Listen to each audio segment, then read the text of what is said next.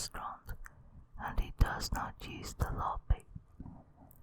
On the 3 occasions when we passed each other by, we did not speak, although we nodded in a semi-cordial, non-committal way. I should like very much to make his acquaintance. It is lonesome in this dreary place. With the exception of the aged lady down the corridor, the only permanent guests are the man in number 212 and myself. However, I should not complain, for this utter quiet is precisely what the doctor prescribed. I wonder if the man in number 212 too has come here for a rest. He is so very pale, yet I cannot believe that he is ill, for his paleness is not of a sickly cast, but rather wholesome in its ivory clarity. His carriage is that of a man enjoying the best of health. He is tall and straight. He walks erectly and with a brisk athletic stride. His pallor is no doubt congenital, else he would quickly tan under this burning summer sun. He must have travelled here by auto, for he certainly was not a passenger on the train that brought me, and he checked in only a short time after my arrival. I had briefly rested in my room and was walking down the stairs when I encountered him ascending with his bag. It is odd that our venerable bellboy did not show him to his room. It is odd, too, that with so many vacant rooms in the hotel, he should have chosen number 212 at the extreme rear. The building is a long, narrow affair, 3 stories high. The rooms are all on the east side, as the west wall is flush with the decrepit business building. The corridor is long and drab, and its stiff, bloated paper exudes a musty, unpleasant odour. The feeble electric bulbs that light it shine dimly as from a tomb. Revolted by this corridor, I insisted vigorously upon being given number 201, which is at the front and blessed with southern exposure. The room clerk, a disagreeable fellow with a Hitler moustache, was very reluctant to let me have it, as it is ordinarily reserved for his more profitable transient trade. I fear my stubborn insistence has made him an enemy. If only I had been as self-assertive 30 years ago, I should now be a full-fledged professor instead of a broken-down assistant, still smart from the cavalier manner in which the president of the university summarily recommended my vacation.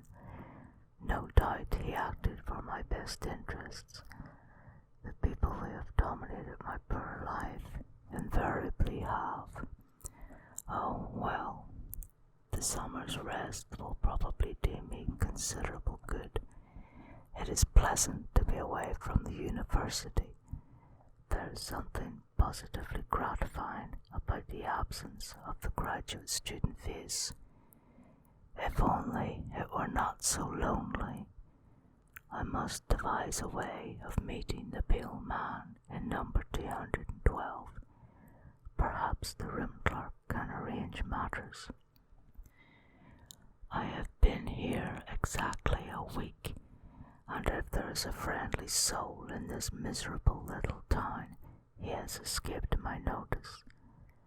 Although the tradespeople accept my money with flattering eagerness, they studiously avoid even the most casual conversation. I am afraid I can never cultivate their society unless I can arrange to have my ancestors recognized as local residents for the last 150 years. Despite the coolness of my reception, I have been frequently venturing abroad. In the back of my mind, I have cherished hopes that I might encounter the pale man in number 211. Incidentally, I wonder why he has moved from number 212. There is certainly little advantage in coming only one room nearer to the front. I noticed the change yesterday when I saw him coming out of his new room. We nodded again, and this time I thought I detected a certain malign satisfaction in his somber black eyes. He must know that I am eager to make his acquaintance, yet his manner forbids overtures. If he wants to make me go all the way, he can go to the devil. I am not the sort to run after anybody. Indeed, the surly diffidence of the room clerk has been enough to prevent me from questioning him about his mysterious guest.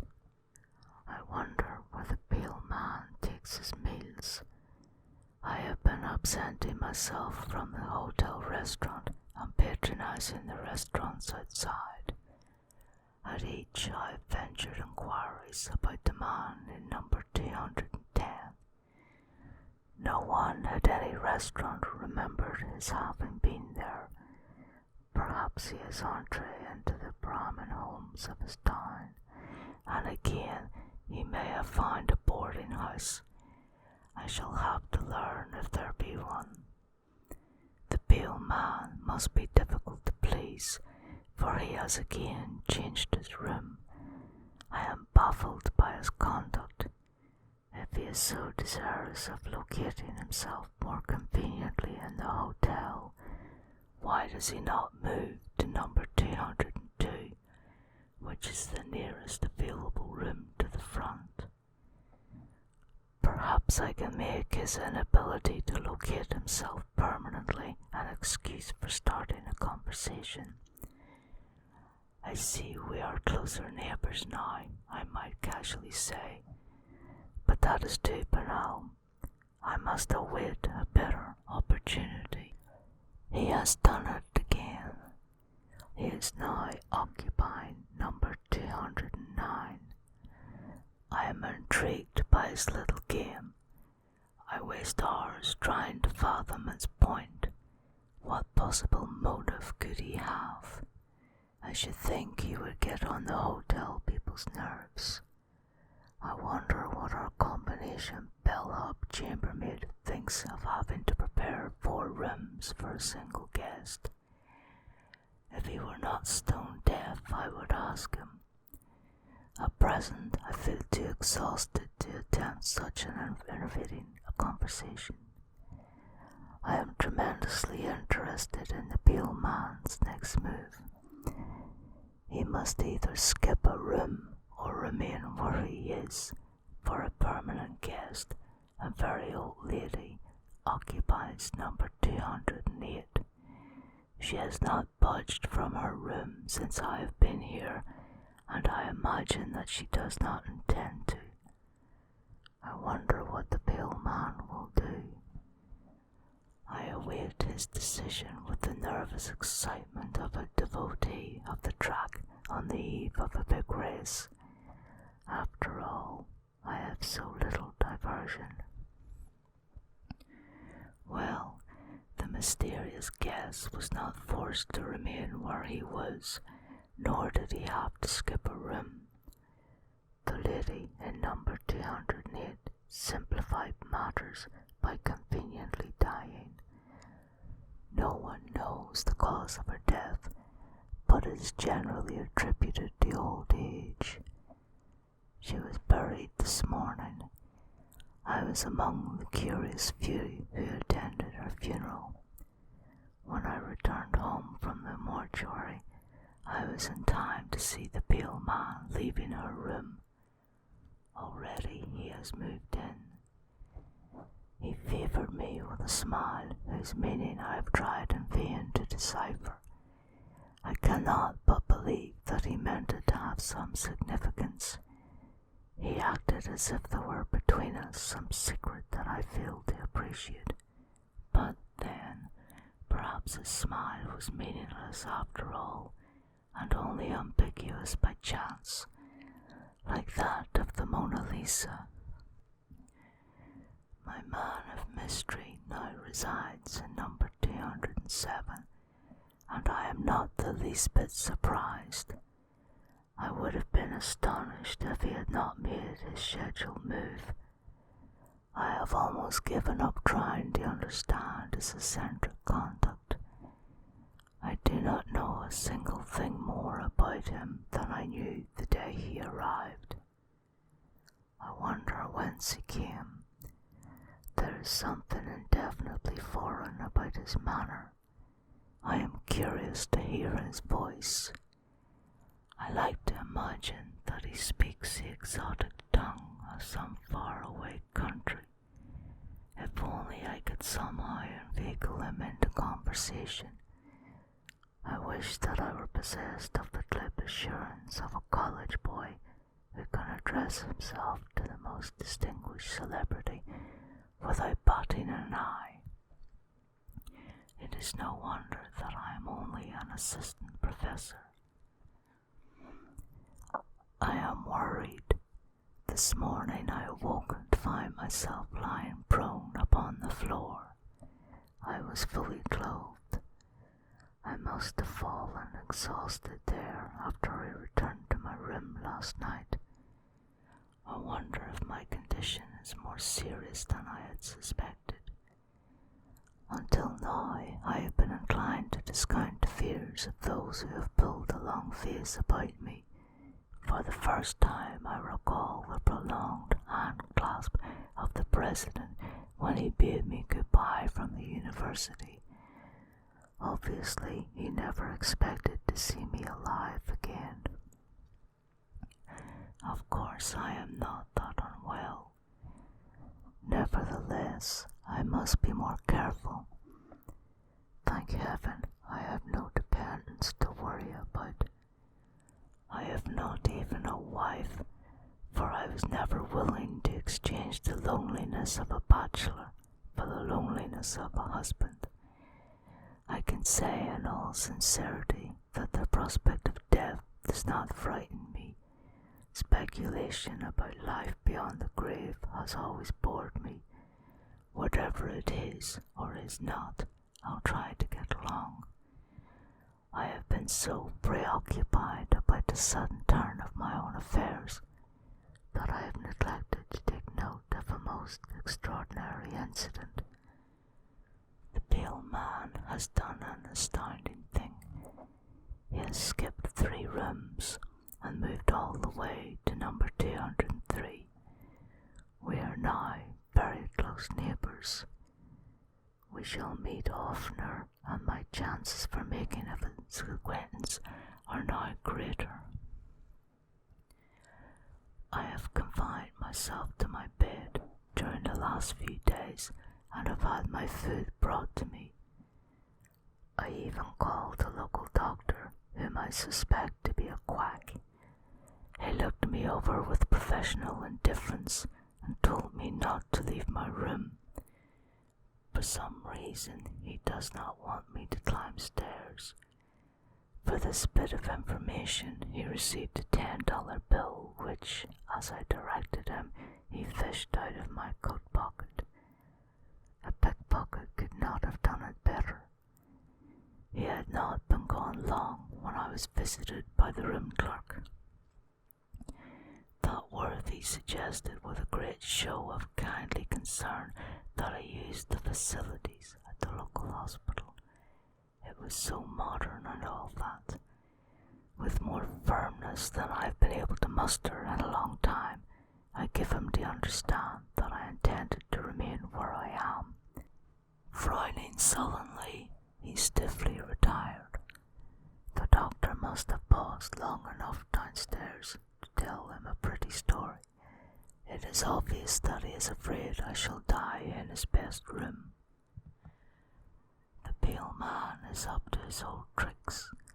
Last night, when I tottered down the hall, the door of number 202 was ajar. outside. The pale man sat in a rocking chair, idly smoking a cigarette. He looked up into my eyes and smiled that peculiar, ambiguous smile that has so deeply puzzled me. I moved on down the corridor, not so much mystified as annoyed. The whole mystery of the man's conduct is beginning to irk me. It is all so inane, so utterly lacking in motive. I feel that I shall never meet the pale man, but at least I am going to learn his identity. Tomorrow I shall ask for the room clerk and deliberately interrogate him. I know now.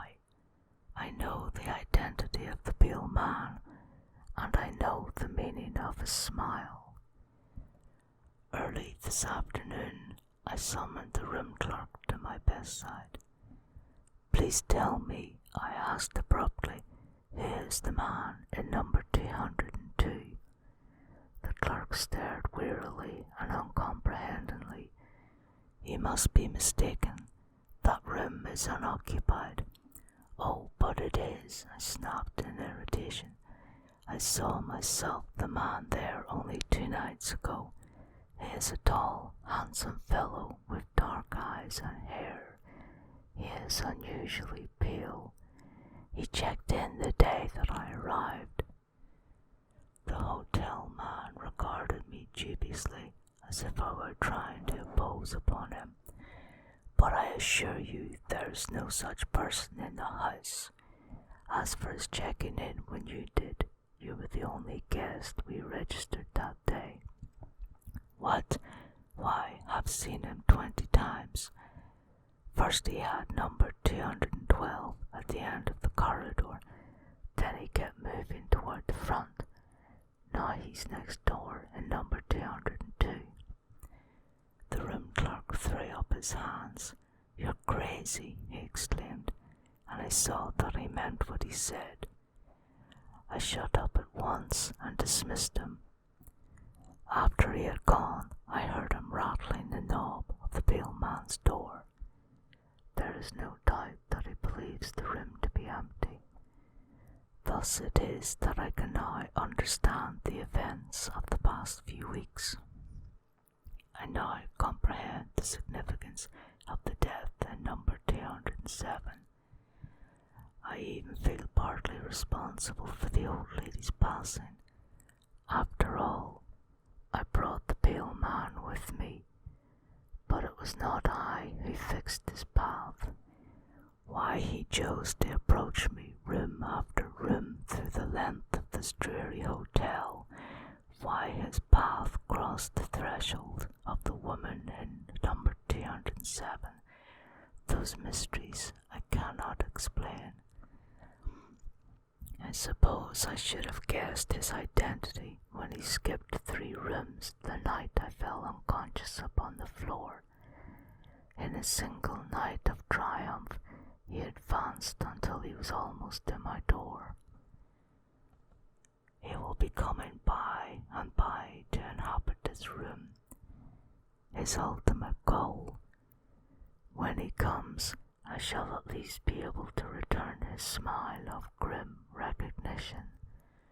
Meanwhile, I have only to wait beyond my bolted door. The door swings slowly open.